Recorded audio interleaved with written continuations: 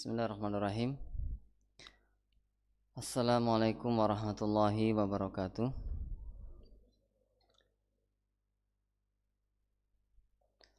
Alhamdulillahi rabbil alamin.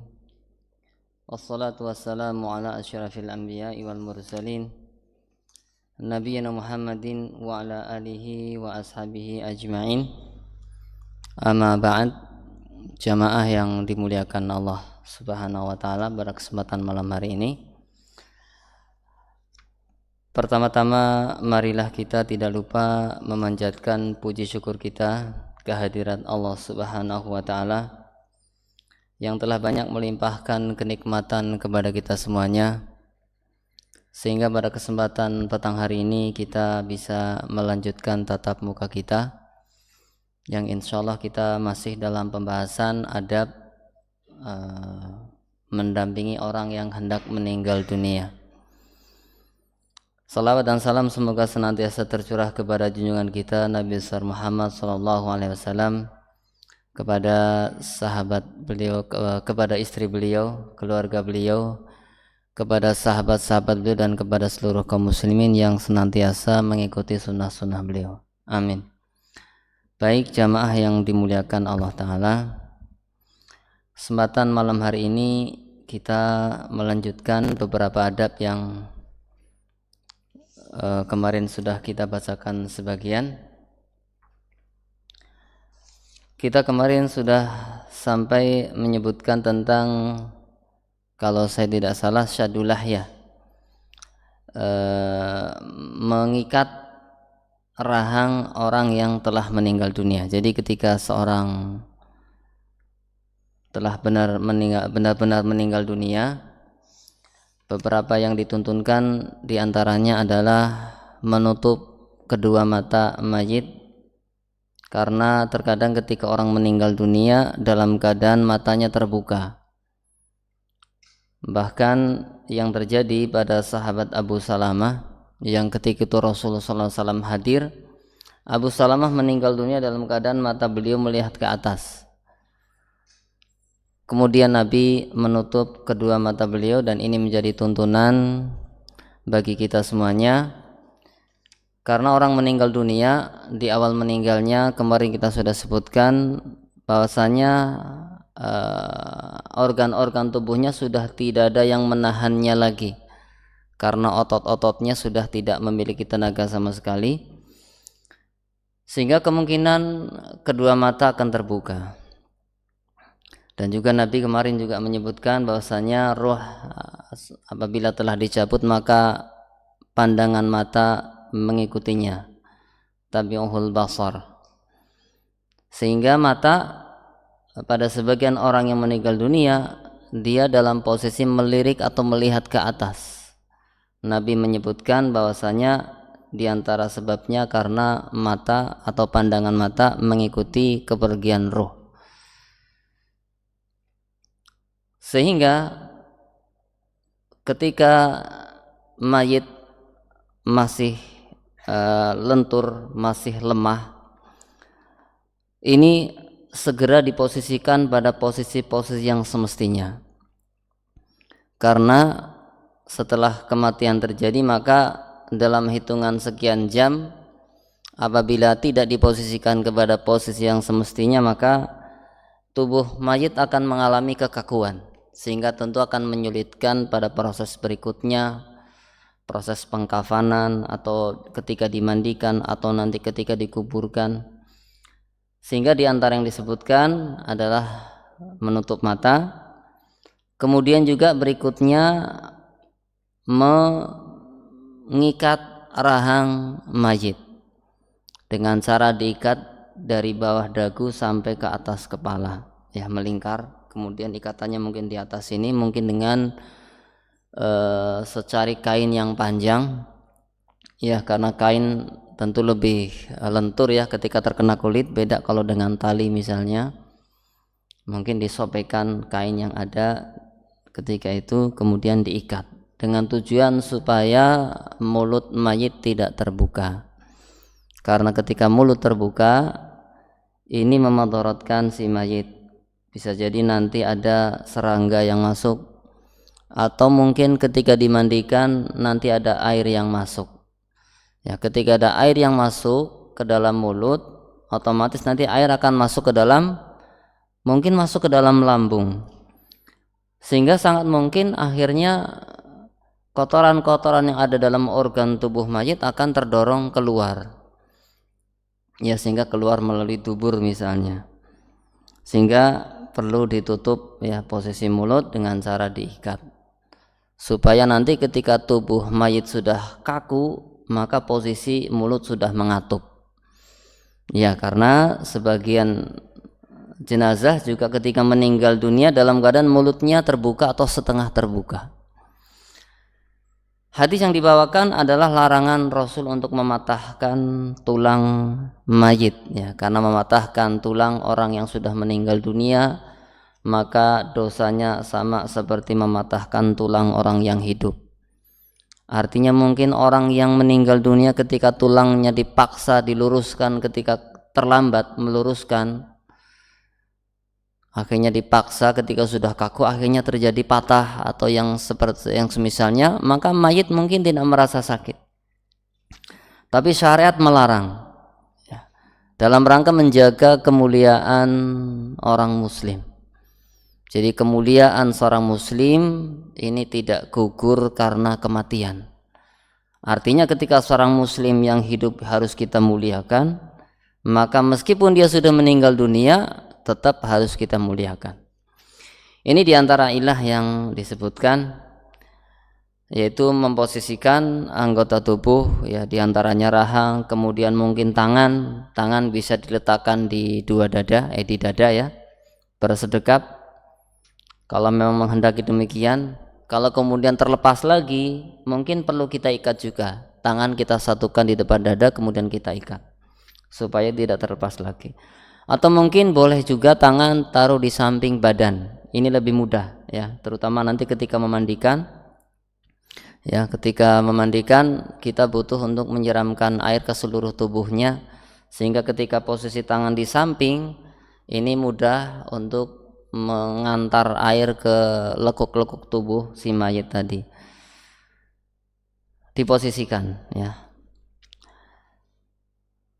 Baik kaum muslimin rahimani wa rahmakumullah. Kemudian ada sebuah tuntunan yang disebutkan oleh para ulama, walaupun sebagian ulama yang lain mengatakan tidak dituntunkan, adalah menghadapkan orang yang hendak meninggal dunia ke arah kiblat. Bagaimana caranya? Sama seperti kita memposisikan jenazah. Jadi kalau kiblat kita di arah barat, maka kita hadapkan wajah ke arah barat. Berarti kepala di sebelah utara, kaki di sebelah selatan, supaya wajahnya menghadap ke arah kiblat. Ini dituntunkan atau disebutkan oleh sebagian ulama, disunahkan orang yang hendak meninggal dunia diposisikan demikian.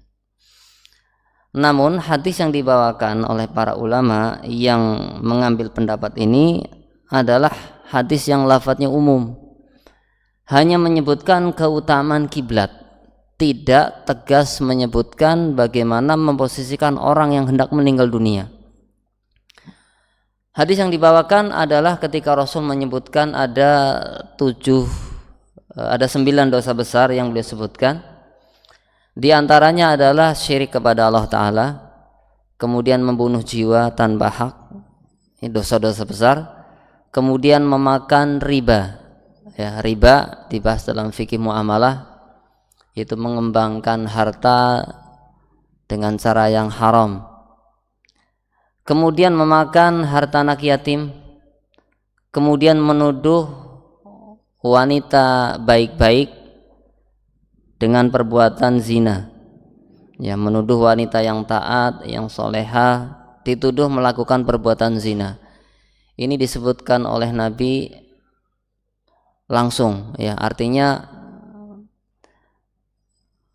syariat memberikan perlindungan kepada mereka, wanita-wanita yang solehah, sehingga orang yang menuduh mereka dengan perbuatan yang tidak terpuji, maka orang yang menuduh telah jatuh dalam dosa besar, dihitung dalam rentetan dosa besar oleh Rasulullah SAW. Kemudian di antara dosa besar yang keenam adalah al-firar yaumuz zahf, lari dari perang. Jadi ketika jihad fisabilillah sudah berhadapan dengan musuh, kemudian melarikan diri dari perang, ini dosa besar. Kemudian yang berikutnya adalah uququl walidain, yaitu durhaka kepada kedua orang tua. Nah, kemudian di antara dosa besar yang disebutkan Rasul di sini adalah istihlalul baitil haram, menghalalkan baitul haram. Maksudnya apa? Melakukan perbuatan-perbuatan yang haram di Baitul Haram, di hadapan Ka'bah. Misalnya dalam ibadah haji, misalnya orang tidak boleh berburu, ya, orang tidak boleh membunuh muslim. Ketika ini dilakukan di tempat yang suci seperti Baitul Haram, seperti di hadapan Ka'bah, maka ini terhitung menjadi dosa besar, karena tempat tersebut adalah tempat yang harus disucikan. Nah, ketika Rasul menyebutkan al-Baitul Haram, Rasul menyebutkan Ka'bah, Rasul mensifati Ka'bah dengan mengatakan qiblatikum ahya'an wa amwatan. Jadi dosa besar yang terakhir dalam rentetan yang disebutkan Rasul adalah apa? Melakukan perbuatan haram di hadapan Ka'bah, yang mana Ka'bah adalah kiblatnya kaum muslimin, baik yang hidup maupun yang mati. Nah, dari lafaz ini menunjukkan bahwasanya Ka'bah adalah kiblatnya orang muslim, baik yang hidup maupun yang mati. Sehingga dari lafaz ini sebagian ulama menyebutkan disunahkan ketika orang hendak meninggal dunia diposisikan ke arah Ka'bah, ke arah kiblat. Ya, namun tadi sudah saya isyaratkan bahwasanya sebagian ulama tidak berpendapat seperti itu karena hadis yang dijadikan sandaran tidak menyebutkan secara tegas tentang bahwasanya orang yang hendak meninggal dunia hendaknya dihadapkan ke arah kiblat. Yang ada dari Rasulullah SAW adalah orang yang dikuburkan. Ya, ketika dimasukkan ke dalam kubur ke liang lahat, maka diposisikan badannya dimiringkan ke kanan dengan kepala di arah utara sehingga wajah si mayit menghadap ke arah kiblat. Ini ketika menguburkan. Adapun ketika orang hendak meninggal dunia, maka di sini tidak ada keterangan yang tegas dalam hadis ini, sehingga sebagian ulama mengatakan tidak disunahkan. Tetapi kalau memungkinkan silahkan, ya. Kalau memungkinkan maka silahkan menghadapkan orang yang hendak meninggal dunia pada posisi yang tadi kita sebutkan. Hanya saja perlu disebutkan kemarin masalah mentalkin saja, yang itu merupakan kebutuhan yang sangat mendesak bagi si mayit agar kalimat yang keluar sebelum kematiannya adalah kalimat la ilaha illallah, itu pun tidak boleh dilakukan dengan cara yang memaksa, seperti mengulang-ulangnya di hadapan si mayit, ya, sehingga si mayit mungkin merasa berat, atau mungkin memaksa, ya, mendesak si mayit, ayo Pak, ucapkan la ilaha illallah, ayo Pak, ucapkan. Si mayit akhirnya merasa sempit dengan seperti ini. Justru dalam posisi ini si mayit harus benar-benar dalam posisi disayang, dijaga sekali perasaannya. Dalam masalah talqin dibahas pentingnya menjaga perasaan si mayit, padahal ucapan kalimat la ilaha illallah adalah sangat penting. Sehingga ketika kita bicara menghadapkan si mayit atau orang yang hendak meninggal dunia ke arah kiblat, ini juga perlu diperhatikan, jangan sampai malah justru menyakiti orang yang hendak meninggal dunia. Mungkin nanti dia marah, mungkin dia sumpek, akhirnya keluar kata-kata yang sangat disayangkan diucapkan pada posisi atau pada akhir dari saat-saat terakhir dari kehidupannya. Ya, jadi sebagian ulama mengatakan disunahkan menghadapkan ke kiblat, sebagian ulama mengatakan tidak disunahkan. Sebagian mengatakan kalau memang memungkinkan silahkan, tapi kalau tidak mengapa. Jadi ketika orang meninggal dunia melepaskan nyawa dalam keadaan tidak menghadap kiblat, maka ini bukan suatu yang tercela dalam syariat. Ini adab yang ketujuh. Adab yang kedelapan adalah tajriduhu min thiyabihi, melepas semua pakaiannya. Ini kaitannya atau dalam prakteknya biasanya di masyarakat kita ketika dia hendak dimandikan. Ya, jadi mungkin ketika baru meninggal dunia, mungkin tadi sudah diikat rahangnya, sudah diposisikan tangannya, kakinya diluruskan semuanya, kemudian ditutup seluruh tubuhnya dalam keadaan terkadang masih berpakaian. Ya, kalau di masyarakat kita. Nanti kalau mau dimandikan baru pakaian kita buka. Nah, di sini disebutkan di antara adab yang dituntunkan adalah melepas seluruh pakaian si mayit. Ini nanti nyambung dengan adab berikutnya, yaitu harus segera menutup dengan kain. Ya, harus segera menutup dengan kain sebagai pengganti pakaian yang dilepas. Artinya aurat si mayit harus dijaga, baik dia laki-laki maupun perempuan. Ini juga perlu diperhatikan. Hadis yang dibawakan dalam poin ini adalah kisah ketika Rasul SAW meninggal dunia. Jadi ketika Rasul SAW meninggal dunia, maka yang berada di ruangan yang siap memandikan Rasul adalah keluarga beliau. Di antaranya Ali bin Abi Thalib. Kemudian ada paman beliau Abbas bin Abdul Muttalib. Kemudian ada Ali bin Abi Thalib, kemudian Al-Abbas paman Nabi, kemudian sepupu Nabi, ya, Fadl anaknya Al-Abbas. Kemudian ada juga di situ Usamah bin Zaid. Usamah bin Zaid ini putranya Zaid bin Harithah. Zaid bin Harithah ini adalah anak angkatnya Rasul. Jadi dia sudah seperti keluarganya Rasulullah SAW.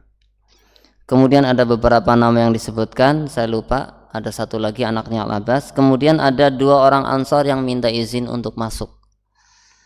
Namun 2 orang Ansor ini ketika diizinkan oleh Ali, mereka masuk. Mereka hanya melihat, ya, mereka tidak ikut memandikan Rasul. Yang langsung memandikan Rasul adalah Ali. Ali yang menggosok-gosok badan Rasul dengan tangan beliau. Kemudian Usamah yang menyiram-nyiramkan airnya.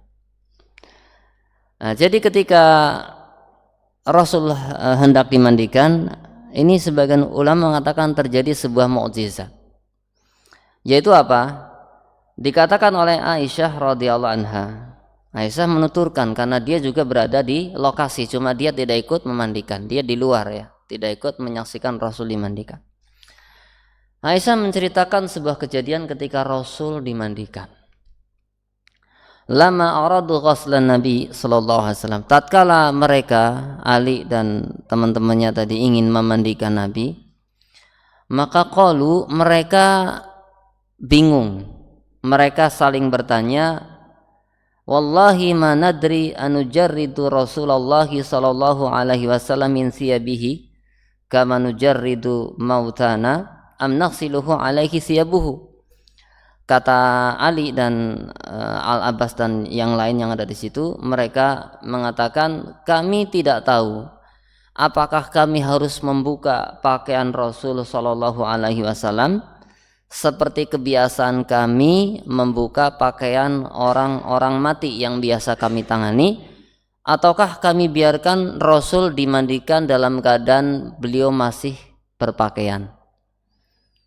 Jadi mereka ragu, ya, saking betapa mereka memuliakan Rasul sallallahu alaihi wasallam. Apakah Rasul dibuka pakaiannya sama seperti jenazah-jenazah yang lain?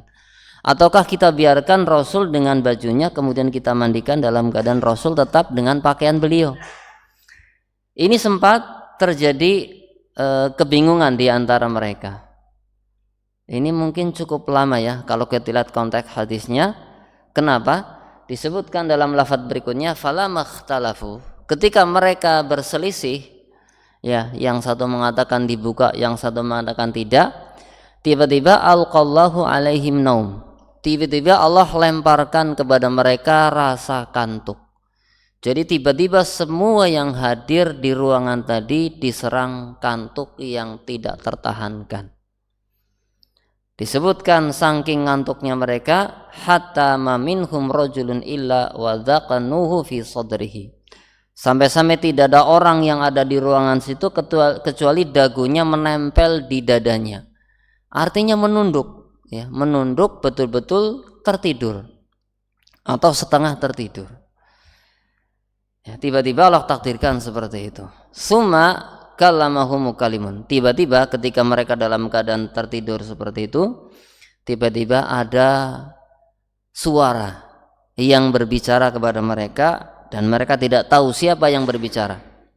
Dalam hadis dikatakan ada yang berbicara dari sudut ruangan dalam keadaan mereka tidak tahu siapa yang mengucapkan ucapan tadi. Apa isi ucapan orang tadi, suara tadi? Dia mengatakan anikhsilun nabiyya sallallahu alaihi wasallam alaihi thiyabuhu. Dia mengatakan hendaknya Nabi dimandikan dalam keadaan tetap berpakaian. Ya, jadi tadi kan sedang bingung ini. Sebagian mengatakan dibuka bajunya, sebagian mengatakan tidak perlu.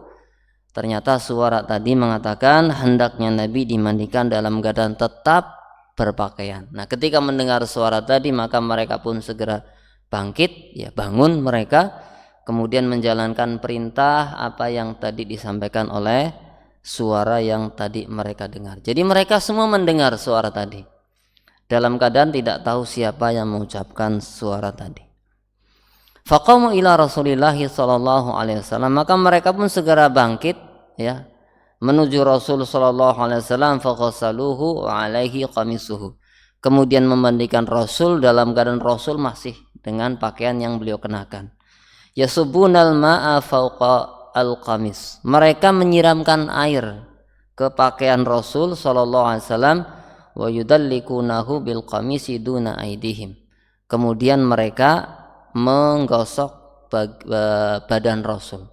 Jadi tangan Ali, ya, Ali menggunakan, disebutkan dalam riwayat, Ali menggunakan, mungkin kalau bahasa kita sekarang sarung tangan, tapi ketika itu menggunakan secarik kain yang dililitkan dalam ke telapak tangannya. Kemudian tangan Ali masuk ke bawah baju Rasul, menggosok kulit Rasul sallallahu alaihi wasallam. Kemudian Zaid bin Haritha, Usama bin Zaid menyiram ke atas baju Rasul sallallahu alaihi wasallam. Insyaallah bisa dibayangkan. Wa kanat Aisyah taqul, demikianlah Rasul dimandikan sampai selesai. Ya, sampai selesai, ringkasnya begitu. Kemudian ketika Aisyah mengetahui ternyata mereka memandikan Rasul dengan cara seperti itu, Aisyah mengatakan laustaqbaltu min amri mastadbartu ma ghasalahu illa nisa'u. Seandainya aku bisa mengulang urusanku, kan sudah terjadi Rasul sudah dimandikan. Ya. Seandainya aku bisa mengulang peristiwa, mengulang urusanku, niscaya tidaklah yang memandikan Rasul kecuali istri-istri beliau. Artinya di sini Aisyah berandai, ya, seandainya tahu akan seperti ini kejadiannya, niscaya yang memandikan Rasul bukan Ali dan beberapa sahabat tadi, tapi yang memandikan adalah para istri Rasul sallallahu alaihi wasallam. Ini peristiwa yang terjadi ketika Rasul dimandikan.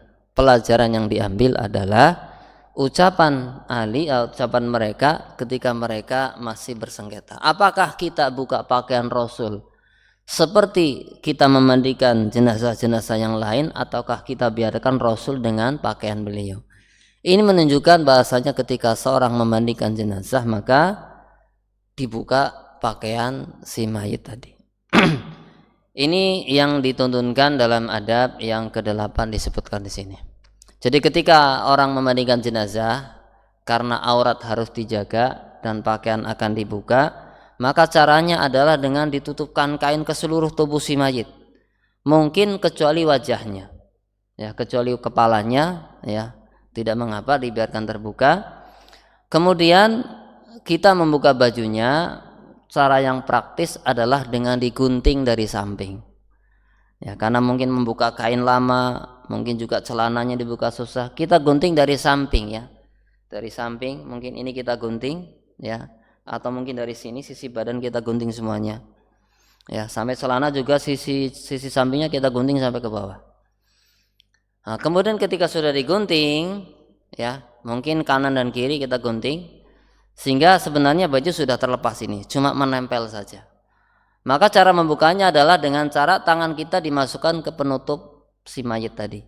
Ya, jadi tidak kita buka. Penutupnya tadi misalnya kain panjang, jarit misalnya, atau selimut yang besar. Kemudian tangan kita masukkan ke bawah selimut, kemudian baju tadi kita gulung ke arah salah satu sisi badan. Ya, mungkin kita gulung ke arah kiri misalnya, atau kita gulung ke arah kanan, supaya nanti kainnya terkumpul di sisi jenazah. Nah, kemudian kalau sudah terkumpul, baru kita ambil dari arah yang lain, kita tarik bajunya. Kemudian untuk bagian bawah juga begitu ya, tidak langsung diangkat kemudian diseret karena tertindih oleh si mayit. Kita miringkan dulu si mayit, ya misalnya dimiringkan ke arah utara misalnya biar gampang. Nanti ujung baju yang sebelah selatan yang sudah guntingan tadi kita gulung, ya, gulung ke arah bagian tengah tubuh si mayit. Nah, kemudian setelah sudah kita tengahkan semua sehingga ketika mayit kita telentangkan lagi maka bajunya tertindih oleh si mayit. Nah, kita ambil kain dari sisi yang satunya lagi dengan cara bagaimana? Dengan cara kalau tadi dimiringkan ke arah utara, sekarang kita miringkan ke arah selatan. Nah, nanti tinggal bajunya yang sudah ngumpul di tengah kita ambil dengan tangan kita. Jadi yang bekerja tangan kita, sementara penutup tetap ditutupkan, tidak dibuka. Ini pun dalam keadaan tidak ada yang ada dalam ruangan kecuali orang yang akan memandikan. Jadi mungkin sebagian praktik yang terjadi di masyarakat adalah pagar betisnya orang, ya, sehingga ketika dimandikan ya semua yang menjadi pagar betis melihat apa yang ada pada si mayit. Nah, ini kurang tepat ya, karena di sini kehormatan si mayit. Artinya seandainya kita hidup diperlakukan demikian, mandi ditonton orang banyak, tentu kita tidak rela. Maka semestinya demikian pula kita memperlakukan jenazah saudara kita. Sehingga mungkin cukup 2 orang yang memandikan atau 3 orang, atau mungkin 1 orang jika memang mampu, maka yang lain cukup menunggu di luar. Sehingga ini kaitannya dengan diantara tuntunan dalam memandikan jenazah adalah hendaknya dipilih orang yang amanah. Jadi ketika kita memandikan jenazah, yang diutamakan disebutkan dalam buku-buku fikih adalah dipilih orang yang dia tahu hukum, ya, tahu cara memandikan, cara yang syar'i. Kemudian juga orang yang amanah. Orang yang amanah. Kenapa orang yang amanah dipentingkan? Karena ketika seorang memandikan jenazah, mungkin dia akan menemukan aib yang ada pada si mayit. Mungkin ada pada fisik si mayit sesuatu yang merupakan aib bagi si mayit. Sehingga orang yang memandikan ketika melihat demikian, dia sama sekali tidak boleh menceritakan kepada orang lain. Ya, jadi ini masuk dalam bab amanah. Ya, ketika orang memandikan jenazah, kemudian dia melihat ada kekurangan pada si mayit, kemudian kekurangan tadi dia beberkan kepada manusia, berarti dia sudah berkhianat. Ya, dia berkhianat, dia tidak menjaga amanah yang diamanahkan kepada dia. Sehingga dipilih orang yang di samping dia bisa memandikan, juga diutamakan orang yang punya amanah. Kalau tidak ditemukan, maka keluarganya. Ya, dan memang sebagian juga menyebutkan yang utama adalah keluarganya. Kalau dia laki-laki maka ayahnya, anak laki-lakinya, nanti paman, saudara, ya, mereka yang lebih berhak untuk memandikan. Atau mungkin kalau laki-laki, istri, ya, istri satu-satunya wanita yang boleh memandikan seorang laki-laki. Ketika laki-laki tadi suaminya. Anak perempuan tidak boleh memandikan ayahnya. Anak laki-laki tidak boleh memandikan ibunya. Ayah tidak boleh memandikan anak perempuan yang sudah balik. Tapi kalau istri, maka dia boleh memandikan suaminya. Suami boleh memandikan istri. Sehingga kalau wanita yang memandikan, kalau bukan suaminya, ya mungkin ibunya, anak perempuannya, atau mungkin kerabat-kerabat yang lain. Dan kalau wanita yang lain, maka tadi ya harus orang yang bisa dipercaya, bisa jaga rahasia ketika melihat hal-hal yang mungkin tidak pantas untuk disebarkan kepada manusia. Ini diantara adab dalam memandikan. Jadi ketika memandikan tadi, dari proses awal sampai akhir dalam keadaan aurat tetap terjaga, tidak boleh terbuka. Sehingga yang bergerak adalah tangan, ya. Makanya dituntunkan tangan menggunakan sarung tangan atau menggunakan penghalang kain yang lain, ya, untuk menggosok badan sehingga tidak langsung bersentuhan dengan kulit si mayit. Walaupun seandainya tanpa sarung tangan juga tidak mengapa, tapi lebih afdol, lebih utama ketika menggunakan penghalang sehingga kulitnya tidak langsung bersentuhan dengan kulit si mayit. Yang wajib ketika mandikan adalah meratakan air ke seluruh tubuh. Jadi memandikan mayat itu sama seperti kita mandi yang syar'i tadi. Yang wajibnya, yang sunnahnya sama persis. Sehingga ketika mandi yang syar'i, yang wajib adalah meratakan air ke seluruh tubuh. Jadi seandainya kita hadas besar ini, ingin bersuci dengan cara mandi, maka seandainya kita nyemplung ke air atau kita mengguyurkan air langsung ke seluruh tubuh kita sampai rata, maka sebenarnya ini sudah sah, ya, sudah sah. Ini cara mandi minimal seperti ini. Adapun lebih sempurna adalah dengan tata cara yang dicontohkan oleh Rasul, ya, disebutkan oleh Maimunah bagaimana cara mandinya Rasul Sallallahu Alaihi Wasallam adalah dengan cara pertama, ya, berwudu seperti wudu biasa. Kemudian Maimunah menceritakan kecuali kaki, jadi kaki tidak dibasuh. Jadi ketika sudah mengusap kepala, maka langsung kepala dibasahi. Kemudian setelah kepala basah, baru kemudian seluruh tubuh, didahulukan yang kanan dahulu 3 kali, yang kiri 3 kali. Nah, ini mandi besar, ya. Nah, kemudian setelah mandi selesai, baru beralih tempat. Kemudian Rasul membasuh kakinya. Jadi kaki dibasuh terakhir. Jadi diawali dengan wudu, cuma untuk kaki disisakan dibasuh terakhiran.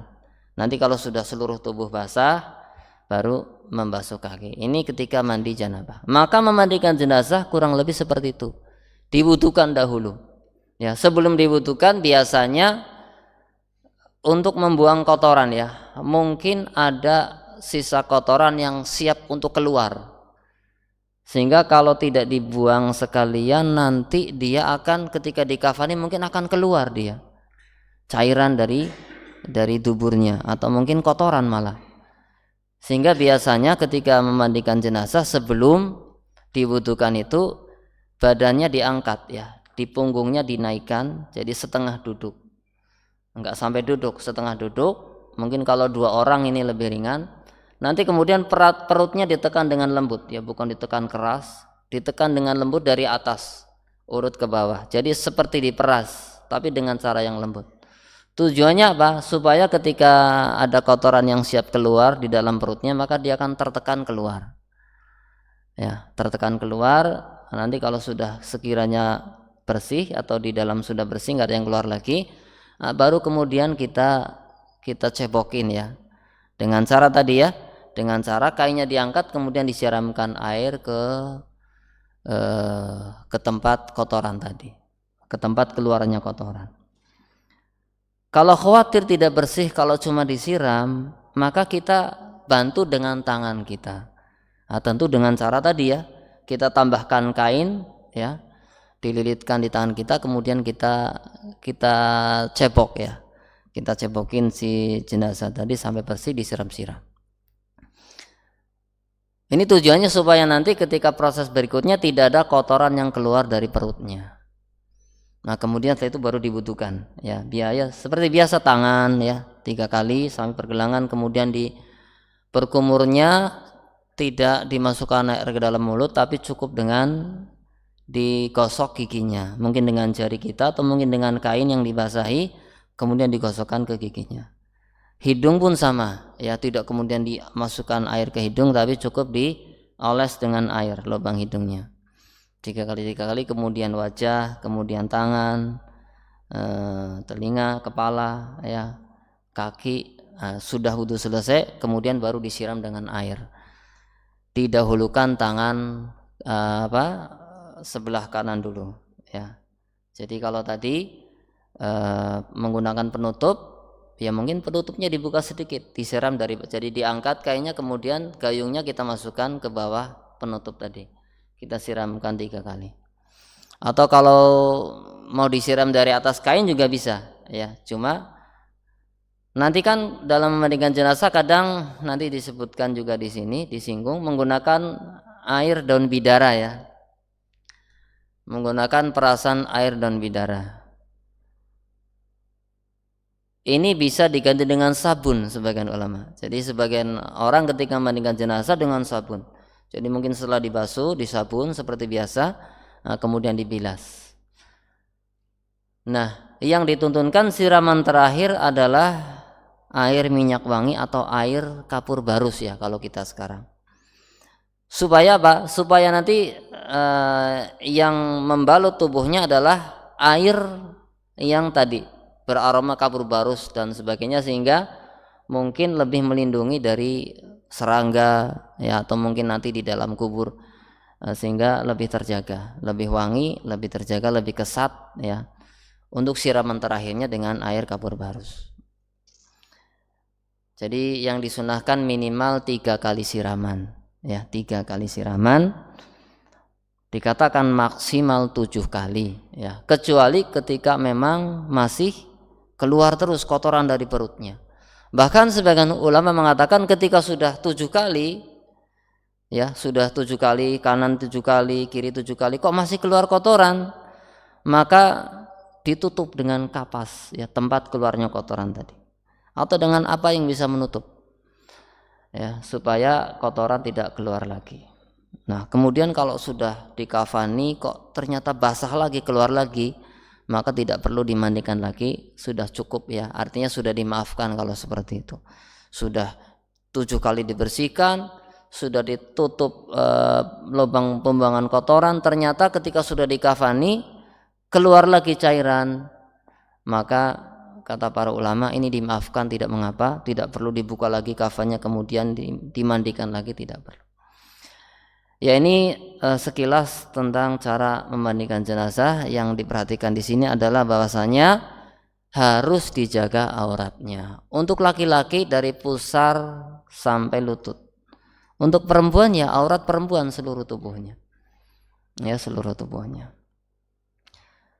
Kecuali kalau yang memandikan istrinya atau suaminya, maka di sini hukum aurat juga berlaku ya.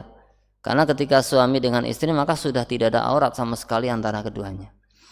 Tapi kalau yang memandikan orang lain, ini aurat harus sangat dijaga. Karena memang kebanyakan dalam prakteknya ya, dalam prakteknya orang yang biasa memandikan kadang kurang memperhatikan hal ini.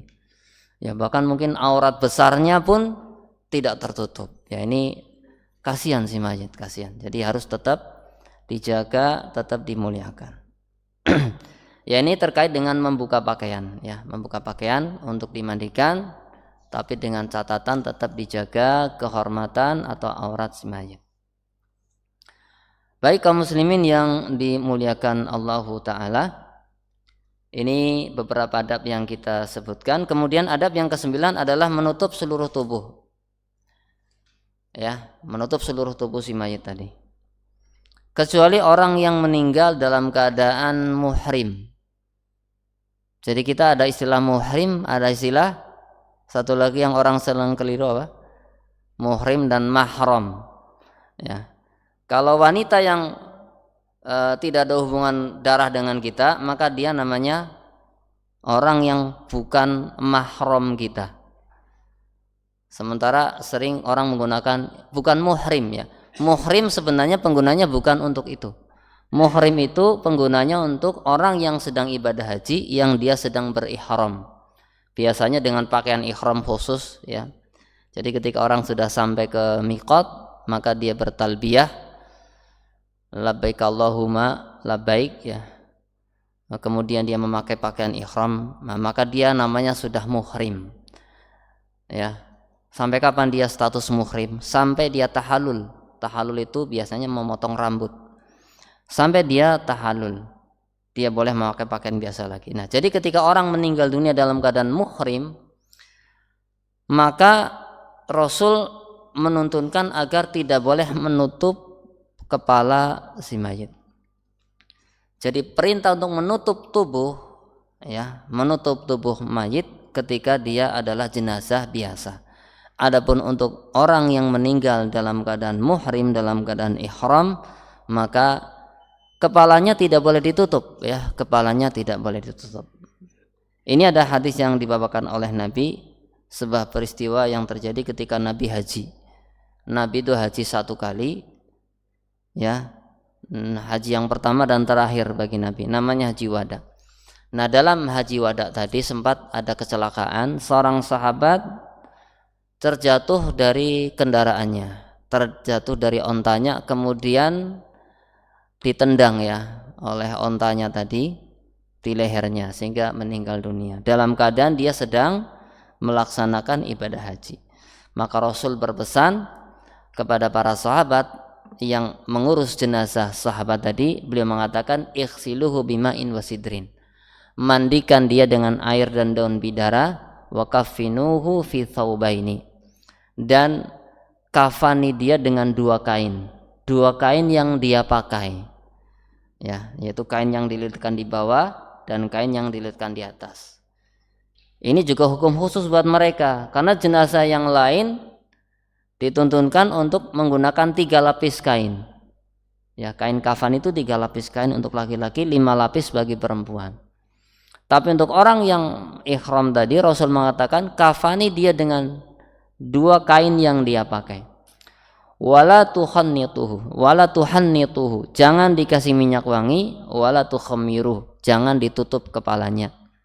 Fa innahu yub'atsu yaumal qiyamati mulabbiya, karena dia nanti akan dibangkitkan hari kiamat dalam keadaan bertalbiyah. Dibangkitkan dalam keadaan mengucapkan labbaik Allahumma labbaik, ucapan talbiyahnya orang haji, kemuliaan. Ya, ketika orang dibangkitkan dalam kondisi yang sangat beragam, orang yang ihram dibangkitkan dalam keadaan penuh dengan kemuliaan, bertalbiyah kepada Allah Subhanahu wa taala. Ini keutamaan buat mereka, sehingga karena sebab itu maka orang yang ihram ketika dikafani maka dibiarkan kepalanya terbuka.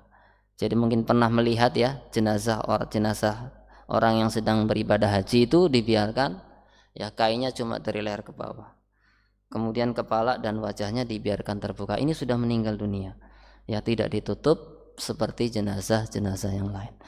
Ya, mungkin kelengkapannya kita lanjutkan pada pertemuan yang akan datang. Untuk pertemuan kali ini masih menyisakan beberapa adab, ya. Semoga bisa kita lanjutkan pada pertemuan yang akan datang. Kita akhiri, sallallahu ala nabiyina Muhammad wa ala alihi wa ashabi ajma'in. Assalamualaikum warahmatullahi wabarakatuh.